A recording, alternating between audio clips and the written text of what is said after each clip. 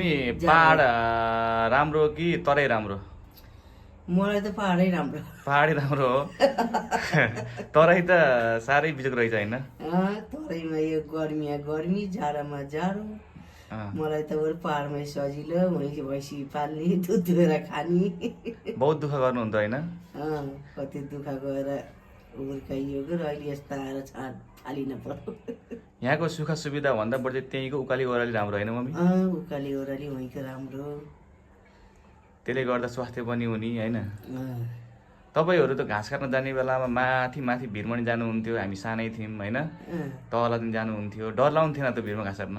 नाइ, कहिले लाएन? लाएन, डर लाएन। कस्ता कस्ता भिरा गएर काट्यौँ घाँस।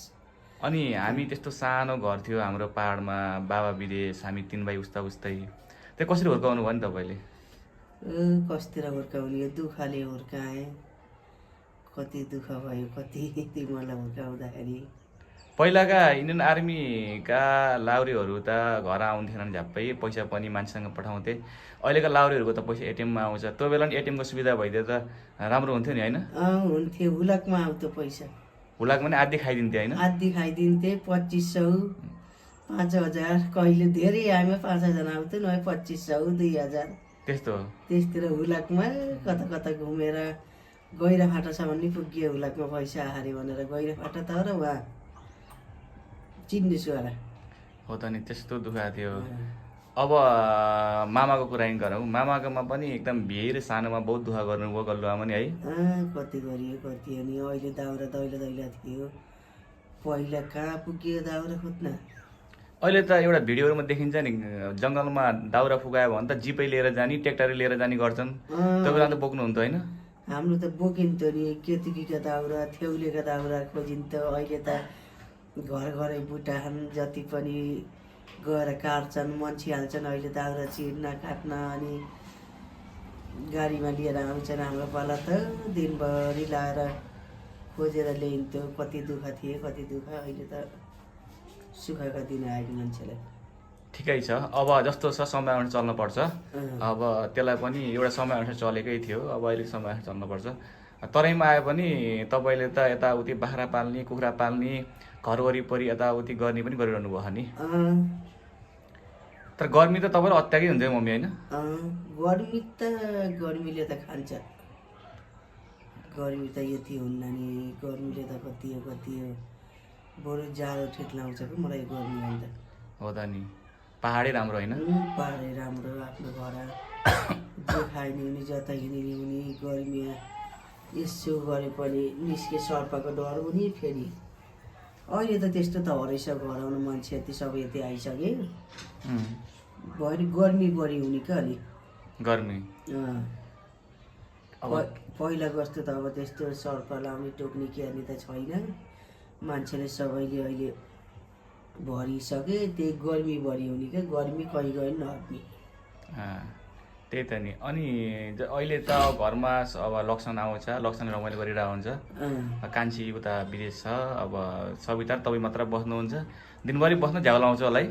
झ्याउ लाउँछ, जाने जङ्गलहरू जाने, एक फन्को घुमेर आउने, अनि बाटो वरिपरि हिँड्ने, यिनी बाख्रा पाठासित खेल्ने, डुल्ने।